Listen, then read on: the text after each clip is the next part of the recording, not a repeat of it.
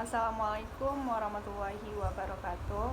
Perkenalkan, nama saya Titin Desriani dengan NIM 22002241 akan menampilkan video komunikasi organisasi untuk melengkapi tugas mata kuliah komunikasi organisasi yang berjudul distorsi pendidikan karakter siswa dalam pendidikan jarak jauh pada era pandemi COVID-19. Secara mendalam tentang pelaksanaan dan distorsi pendidikan karakter siswa dalam pendidikan jarak jauh pada era pandemi COVID-19. Distorsi pada karakter nasionalisme muncul karena selama pembelajaran jarak jauh, para siswa hampir tidak pernah lagi menghadiri kegiatan bersifat kenegaraan. Distorsi karakter kemandirian siswa ditandai dengan berkembangnya sikap yang menggantungkan diri pada orang tua atau pendampingnya selama melakukan pembelajaran daring. Distorsi pada karakter gotong royong dipicu oleh kurangnya interaksi antara siswa, mengakibatkan kurangnya saling pemahaman, tidak saling menghargai. Siswa menjadi sangat tertutup dengan teman sebaya. Individualis yang muncul dalam diri siswa mengakibatkan kurangnya tolong-menolong antar siswa, kurangnya solidaritas, rendahnya rasa empati yang mengakibatkan sikap kerelawanan menjadi rendah. Distorsi karakter integritas siswa yaitu kecenderungan siswa untuk tidak jujur pada saat mengikuti tes atau ujian. Bentuk kecurangan siswa yaitu dengan memanfaatkan mesin aplikasi pencari untuk menemukan jawaban serta menggunakan chatting di media sosial antar teman. Bukannya dengan pembelajaran daring dapat memunculkan pendapat pro dan kontra, apalagi dengan kurang efektifnya pembelajaran daring ini. Ya, benar sekali. Permasalahan-permasalahan akan dialami oleh peserta didik. Apakah pembelajaran akan tetap berjalan dengan lancar? Implementasi pembelajaran daring yang sudah berjalan beberapa pekan ini secara umum berjalan lancar. Kendati demikian, seiring perjalanan waktu sudah muncul banyak permasalahan. Di antaranya, tugas guru yang terlalu banyak sampai keluhan soal kuota dan jaringan internet. Pak, saya tidak takut virus corona, tapi saya takut apabila saya sakit gegar otak, tugas tiap hari mengalir seperti banjir bandang di tiada henti. Saya ingin segera sekolah saja, Pak Guru. Itulah pernyataan berantai yang muncul di media sosial. Ternyata pembelajaran daring yang sudah berjalan di ranah praksis banyak menimbulkan permasalahan. Tentu saja alangkah tidak bijak kalau serta-merta menyalahkan Pak Guru. Baik, lalu bagaimana distorsi pendidikan karakter siswa di masa pandemi COVID-19 pada pembelajaran daring ini? Karakter pendidikan siswa pada masa pandemi COVID-19 yaitu dibentuk dan dikondisikan oleh guru di sekolah atau para orang tua di rumah serta lingkungan masyarakat. Guru dan orang tua harus menyediakan atau mengkondisikan wadah yang baik sebagai tempat membangun nilai-nilai karakter yang mencirikan dan memiliki perilaku moral yang baik. Pemerintah telah mengeluarkan peraturan Presiden nomor 87 tahun 2017 tentang penguatan pendidikan karakter.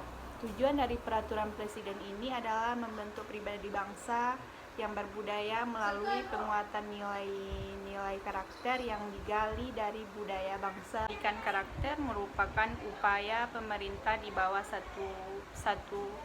satuan pendidikan untuk memperkuat karakter peserta didik melalui harmonisasi olah hati, olah pikir, olahraga, melibatkan 3 satuan pendidikan yaitu sekolah, keluarga, dan masyarakat. Kemudian ditindaklanjuti dengan Permendikbud nomor 20 tahun 2018 tentang penguatan pendidikan karakter. Memperkuat pendidikan karakter yaitu dengan melaksanakan pendidikan karakter yang berdasarkan asas Pancasila dengan menanamkan sikap religius, jujur, toleran, disiplin, bekerja keras dan kreatif, mandiri, demokratis, rasa ingin tahu, semangat kebangsaan, cinta tanah air, menghargai prestasi, komunikatif, cinta, damai, gemar membaca, peduli lingkungan, peduli sosial, dan bertanggung jawab.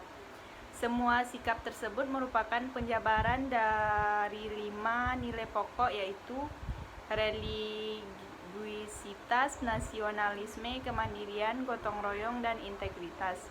Pendidikan karakter merupakan pendidikan yang berkaitan dengan kualitas intrinsik individu seutuhnya, baik kepribadian, watak, temperamen, bakat, interaksi manusia dengan Tuhan, interaksi manusia dengan sesama, dan interaksi manusia dengan lingkungan. Memaksa pelaksanaan pembelajaran jarak jauh dari rumah ini tidak hanya mengancam aspek kesehatan fisik, namun juga menjadi ancaman pada pengembangan nilai-nilai karakter yang hendak dibangun pada siswa. Karena itu, penelitian ini mengembangkan distorsi pendidikan karakter siswa selama pembelajaran jarak jauh dari rumah pada era pandemi COVID-19. Benar, banyak penelitian yang menggambarkan distorsi pendidikan karakter siswa selama pembelajaran jarak jauh dari rumah di era pandemi COVID-19 ini. Menyangkut pendidikan karakter, tadi kita membahas hanya tentang pendidikan karakter selama pembelajaran daring. Nah, bagaimana dengan pendidikan karakter peserta didik lainnya baik di sekolah maupun selama pembelajaran daring? Sekolah bisa dikatakan adalah rumah kedua bagi anak atau peserta didik. Hal ini disebabkan begitu banyak waktu yang dihabiskan oleh anak di sekolah. Jika dikalkulasi, waktu beraktivitas anak sebagian besar dilakukan di sekolah, terlebih di sekolah yang menerapkan sistem full day school. Anak berangkat sekolah pagi dan pulang di sore hari, malam lebih banyak digunakan untuk istirahat, maka membahas peran atau kontribusi apa yang bisa dilakukan oleh sekolah terhadap pembentukan karakter anak tentu sangat beralasan.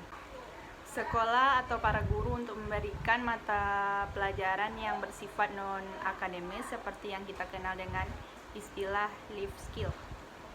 Apakah ada program yang bisa disusun oleh sekolah dalam membina pendidikan karakter ini? Seperti yang sudah diuraikan di atas, bahwa sekolah mempunyai peran strategis dalam pembentukan karakter peserta didik atau anak, maka perlu disusun dan diaplikasikan program-program konkret sebagai wujud kontribusi sekolah pada pembentukan karakter. Hal sederhana misalnya penerapan kedisiplinan. Saya yakin semua sekolah memiliki peraturan yang harus ditaati oleh semua elemen yang ada di sekolah, baik peraturan untuk guru, pegawai, peserta didik, dan orang tua atau wali peserta didik. Salah satu peraturan tersebut, misalnya aturan kedisiplinan terkait waktu, bisa waktu masuk sekolah, meninggalkan sekolah saat jam pembelajaran berlangsung, atau waktu pulang sekolah, atau aturan tentang pemakaian atribut sekolah seperti pakaian seragam, sepatu, dan lain-lain. Hal lain adalah perlu adanya pelibatan orang tua atau wali peserta didik dalam kegiatan-kegiatan sekolah. Terkait pendidikan karakter ini, lalu bagaimana distorsi yang terjadi dalam nilai karakter kehidupan seperti religi nasionalis, kemandirian gotong royong, dan integritas? Nilai karakter religius memiliki 3 indikator utama, yaitu hubungan individu dengan Tuhan, individu dengan sesama, dan individu dengan alam semesta atau lingkungan. Dalam membangun karakter religius atau penanaman nilai-nilai keagamaan pada siswa selama pembelajaran jarak jauh, yang paling mengkhawatirkan adalah distorsi pada hubungan dengan sesama. Nilai ini hampir tidak menjadi perhatian dalam proses belajar mengajar dalam menggunakan aplikasi-aplikasi e-learning. Nilai karakter religius yang mengalami ancaman distorsi mengkhawatirkan adalah pada aspek kepedulian pada sesama.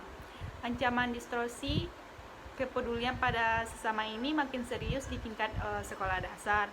Hal ini dapat menimbulkan intoleransi, sifat individualistik, dan kurangnya penghargaan kepada orang lain. Kemudian, karakter untuk nilai kepedulian pada lingkungan juga termasuk mengkhawatirkan. Hal ini menimbulkan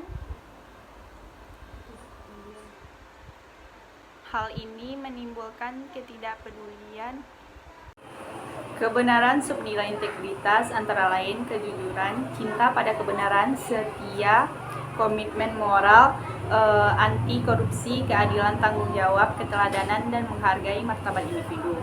Distorsi karakter integritas siswa pada pembelajaran jarak jauh yaitu meraknya kecenderungan siswa untuk tidak jujur pada saat mengikuti tes atau ujian seperti ulangan harian, ujian mid semester, ujian akhir, dan lain sebagainya. Bentuk kecurangan siswa yaitu dengan memanfaatkan mesin pencari, misalnya Google Search, untuk mencari jawaban serta menggunakan chatting di media sosial antar teman. Perilaku menyontek merupakan salah satu masalah yang masih dialami oleh dunia pendidikan dan akan terus menjadi perhatian lembaga pendidikan ke depannya. Perilaku menyontek merupakan perbuatan tidak jujur, curang, dan dilakukan secara ilegal untuk memalsukan hasil pembelajaran, hasil belajar, atau untuk mendapatkan jawaban pada saat ujian atau tes. Kecenderungan perilaku menyontek yang dilakukan oleh siswa karena siswa ingin menghindari kegagalan dari nilai akademis dengan cara yang tidak jujur. Dalam dunia pendidikan atau sekolah, beberapa perbuatan yang termasuk dalam kategori menyontek yaitu meniru pekerjaan teman, bertanya langsung kepada teman ketika sedang mengerjakan ujian, membawa catatan pada kertas pada anggota badan atau pada pakaian masuk ruang ujian, menerima dropping jawaban dari pihak luar, mencari bocoran soal, arisan atau saling tukar, mengerjakan tugas dengan teman, menyuruh atau meminta bantuan orang lain dalam menyelesaikan tugas ujian di kelas atau tugas. Benar, budaya mencontek sudah menjadi hal biasa bagi siswa saat ini. Terima kasih atas penjelasan tersebut. Mungkin untuk kedepannya ini akan sangat bermanfaat bagi kita semua. Sekian video dari saya ucapkan terima kasih. Assalamualaikum warahmatullahi wabarakatuh.